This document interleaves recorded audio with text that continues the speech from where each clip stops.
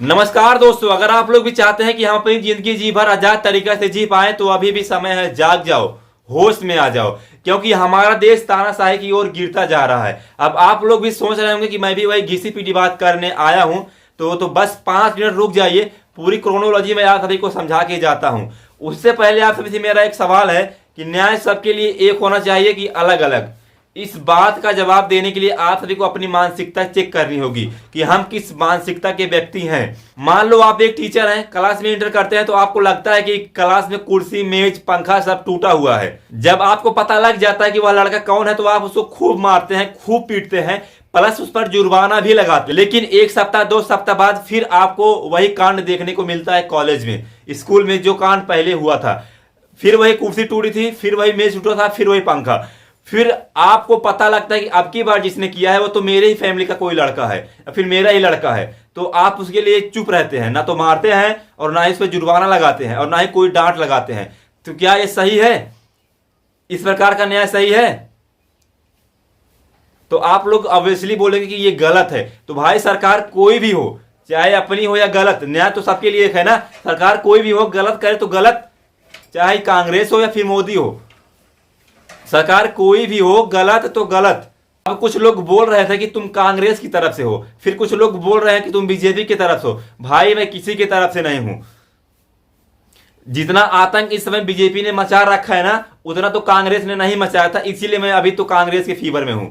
अगर बीजेपी अभी सब कुछ कर दे, बीजेपी रोजगार दे दे, बीजेपी हॉस्पिटल बनवा दे, बीजेपी कॉलेज बनवा दे, आईटी बनवा दे, तो मैं बीजेपी के फेवर में आ जाऊंगा। क्या आप सभी को पता है कि इन सब के पीछे कौन जिम्मेदार है? ज्यादा पढ़े लिखे युवा लोग। अब आप लोग सोच रहे होंगे कि मैं ज्यादा शब्द क्यों यूज कर रहा हूं, तो मैं इसको भी समझाता हूं आप सभी। ये ज्यादा पढ़े लिखे लोग वही हैं जिनके पास डिग्रियां तो बहुत हैं, लेकिन ज्ञान एक पैसे का भी नहीं है। सबसे पहले आप लोग इस वीडियो को देखिए। तो ये नहीं मिला, मोदी साहब ने हमको दिया, तो बेटा आओ, मेरा बाप है ना वो मोदी जी बिल्कुल राइट, सीना तान से बोलता हूँ। इस वीडियो में ये बंदा मोदी को अपना बाप बता रहा है, जो कि हमारे गांव में इससे बढ़कर और कोई गाली हो ही नहीं सकती। बोल तो ऐसे रहा कि मेरे पास नॉलेज है, ऐसा लग रहा है सच में इसके पास नॉलेज है, लेकिन ऐसे युवा हैं जिनके पास एक पैसे का भी नॉलेज नहीं है।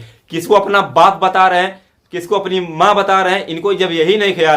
ये वही लोग हैं जो मोदी को अपना बाप बता रहे हैं, गाय को अपनी माँ बता रहे हैं, भैंस को अपनी मौसी बता रहे हैं, बकरी को अपनी फूआ बता रहे हैं। सारा रिश्ता, सारा रिलेशनशिप इनका यहीं पे हो जा रहा है। अब आप लोग इस वीडियो को देखिए। बहुत किया है, हमको मोदी चाहिए। मोदी हमारा पति, हमारा भाई, हमारा बाप, हमारा गुरु है। इस वीडियो में ये महिला मोदी को अपना पति, भाई, बाप तक बता रही है। सुनकर तो एक अच्छे इंसान को हंसी आ जाए, वो शर्म के मारे अपना सिर नीचा कर ले। इसके पति पता नहीं कैसे इसके साथ रहते होंगे भाई। अरे राजनीति है जिसमें अपना परिवार तो मत जोड़ो, क्या किसको गाली दे रहे हो, समझ तो आनी चाहिए, इतना तो कॉमन सेंस होना चाहिए ना। ये वही लोग हैं जो महंगाई बढ़ने पर गोबर खाकर गुजारा कर लेते हैं। ये वही लोग हैं जो महंगाई बढ़ने पर दवा की जगह गौमूत्र का सेवन कर लेते हैं। ये वही लोग हैं जो एक बीता जमीन के लिए अपने भाई का गला काट देते हैं। अनाज, दवा, जमीन, जायदाद लेने के लिए आपके पास पैसा होना चाहिए, और पैसे के लिए एक अच्छा रोजगार, और रोजगार के लिए एक अच्छी शिक्षा होनी चाहिए, जो कि सरकार सबसे पहले यही छीन रही है। लेकिन जब समझ में आए तब ना, क्योंकि मैम कोई इसे बदलना ही नहीं चाहता। जिसके पास पावर है वो पावर कभी छोड़ना ही नहीं चाहता। गरीब अगर अनपढ़ रहेगा तभी तो भेड़ बकरियों की तरह इन नेताओं के इशारों पे चलता रहेगा। और सभी जानते हैं कि यही अनपढ़ लोग इनका वोट बैंक हैं, जो धर्म और जात के नाम पे वोट देते आए हैं।